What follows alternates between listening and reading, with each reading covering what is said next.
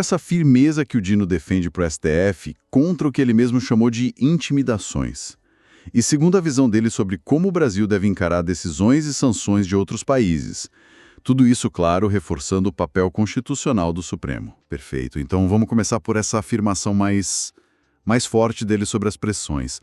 Ele disse com todas as letras que o STF não deve se curvar, não a pressões, não a intimidações, e olha só, nem a tentativas de chantagem. Isso lá na Bahia.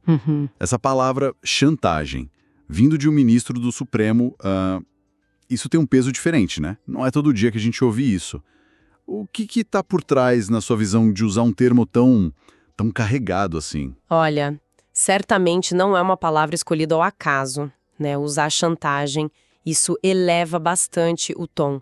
Sugere que a percepção ali, ou pelo menos a mensagem que se quer passar, é que as pressões enfrentadas vão além da crítica normal, do debate político, sabe?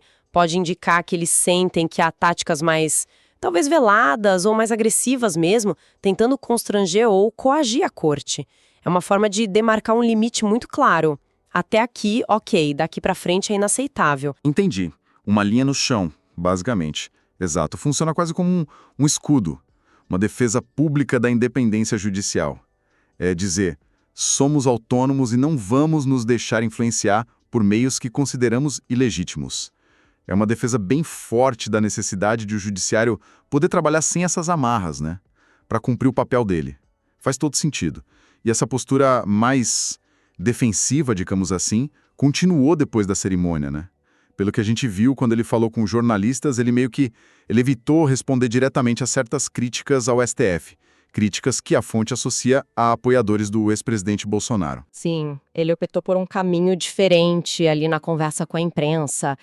Em vez de entrar no bate-boca direto, ele mudou o foco, né?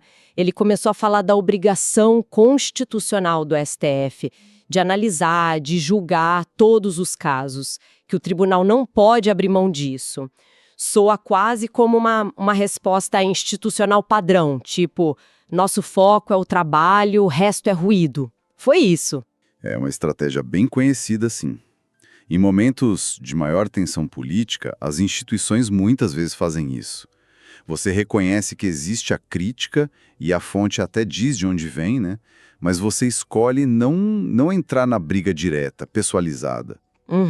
Em vez disso, você eleva o discurso, reafirma o propósito maior, a função essencial da instituição. É uma forma de tentar projetar estabilidade, sabe? De mostrar que a instituição segue focado no seu dever, apesar das controvérsias do momento. E de não alimentar mais a polêmica, talvez. Exatamente. Indiretamente, levanta aquela questão importante. Como é que o judiciário, que deveria ser mais resguardado do jogo político do dia a dia, se posiciona quando vira alvo de críticas muito intensas? A escolha do Dino ali foi clara. Focar no dever constitucional e não na polêmica em si. Entendido. Essa estratégia de focar no dever é um ponto. Mas ele não parou aí, né? Ele foi além. Tocou num outro assunto bem delicado, que já extrapola as nossas fronteiras, a questão das sanções estrangeiras e da soberania do Brasil. Isso, ele trouxe esse outro tema para a conversa. Ele repetiu uma posição que parece ele já defende há algum tempo. Que decisão judicial ou sanção de fora não pode ser aplicada aqui no Brasil de forma automática. Tem que passar por um filtro nosso. E para explicar a preocupação dele, ele usou um exemplo bem direto, né? Algo sobre o alvo das sanções poder mudar com o tempo. Exato. A citação que a fonte traz é chave para entender o raciocínio. Ele diz algo como: hoje, sanções podem mirar um ministro, um agente político, mas amanhã, essas mesmas medidas podem atingir qualquer empresa nacional, talvez por interesses protecionistas. Essa frase abre um leque enorme de discussão, né? Nossa, sim. Essa ligação entre sanção individual hoje e um possível ataque a empresas brasileiras amanhã, usando o argumento de interesses protecionistas, isso é bem forte. Quer dizer, qual a implicação disso? Ele está sugerindo que sanções podem ser usadas como uma arma econômica disfarçada. É uma interpretação possível e acho que é aí que a coisa fica mais estrategiosa, digamos.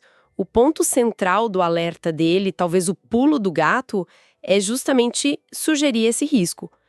que uma sanção contra um indivíduo, talvez justificada politicamente hoje, pode abrir um precedente perigoso. Um precedente para quê, exatamente? Para que, no futuro, essa mesma ferramenta seja usada com outras intenções. Talvez intenções econômicas, protecionistas mesmo, como se fosse um cavalo de Troia, entende? Começa com um alvo político, mas pode acabar virando outra coisa. Entendi. E como isso se encaixa na questão da soberania que ele mencionou? Bom, tecnicamente, a base é o princípio da soberania nacional. O Brasil, como outros países, tem regras para isso. Uma sentença estrangeira, por exemplo, geralmente precisa ser homologada aqui pelo STJ, o Superior Tribunal de Justiça. Nessa homologação, se verifica se a decisão de fora não ofende a nossa ordem pública, os bons costumes e, claro, a soberania nacional. O que o Dino faz é adicionar uma camada de alerta político e econômico a essa discussão, que normalmente é mais jurídica. Ah, então não é só uma questão de procedimento legal, tipo carimbar o papel. É uma preocupação mais geopolítica, talvez? Exatamente. O alerta é sobre esse possível efeito cascata ou efeito dominó. A lógica que ele parece sugerir é, se hoje a gente aceita muito facilmente uma sanção estrangeira contra uma pessoa X, amanhã um outro país pode usar um pretexto parecido para sancionar uma empresa brasileira que está competindo com as empresas deles lá fora. Eles podem alegar alguma irregularidade, mas a motivação real por trás seria proteger o próprio mercado. A menção clara a interesses protecionistas aponta muito nessa direção, da geopolítica econômica mesmo. Faz sentido pensar por esse lado. Se a gente junta tudo isso, né, a gente vê essa encruzilhada complexa entre o direito internacional, a nossa política externa e a defesa dos interesses econômicos do Brasil. É um debate constante, onde a gente traça a linha. Até onde vai a cooperação jurídica internacional, que é super necessária para combater crime organizado, corrupção, essas coisas, e onde começa a defesa firme da nossa autonomia e dos nossos interesses econômicos num mundo que é muito competitivo e, às vezes, até meio hostil. E fica bem claro mesmo que a preocupação dele vai além do caso individual. Ele está projetando possíveis consequências econômicas lá na frente e usando isso para reforçar a defesa da soberania de um jeito bem pragmático, eu diria. Sim. É um argumento que ecoa outras discussões sobre como o direito pode ser usado como ferramenta em disputas internacionais, né? Não é uma preocupação exclusiva dele ou do Brasil. Bom, acho que conseguimos cobrir bastante coisa hoje, hein? Começamos com aquela declaração forte do ministro Dino sobre o STF ter que resistir a pressões, até chantagens, uma defesa clara da independência do judiciário. Depois, vimos como ele lidou com as críticas, não foi para o confronto direto, preferiu reforçar o dever constitucional da Corte. E aí mergulhamos nesse alerta dele sobre as sanções estrangeiras. Como o risco para indivíduos hoje pode, na visão dele, se tornar um risco para empresas nacionais amanhã, por motivos protecionistas. Isso. Então, juntando todas essas peças, o que fica dessa análise toda? Olha, me parece que o que a gente vê é uma figura importante do judiciário brasileiro tentando articular uma defesa da instituição em várias frentes ao mesmo tempo. Tem a frente interna, né, de resistir a pressões políticas aqui dentro e reafirmar o papel do STF para a sociedade, e tem essa frente externa, de mostrar a cautela, de afirmar a soberania do Brasil em relação a decisões que vêm de fora, e com um olhar muito atento para as possíveis consequências econômicas disso no longo prazo. Duas frentes de batalha, digamos assim. De certa forma, essas declarações juntas pintam um quadro da complexidade do momento atual. O STF, enquanto instituição, parece se ver navegando em águas um pouco turbulentas, sabe? Precisando se afirmar, tanto contra pressões aqui de dentro, quanto nesse cenário internacional, onde as linhas entre direito, política e economia estão cada vez mais borradas, e onde as ferramentas jurídicas podem sim ser usadas para vários fins estratégicos. É uma posição delicada. Muito.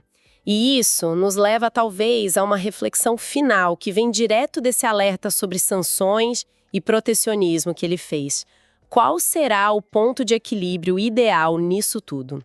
Como é que a gente consegue manter a cooperação jurídica internacional, que, vamos combinar, é fundamental para tanta coisa hoje em dia, combate ao crime, coopção transnacional, etc.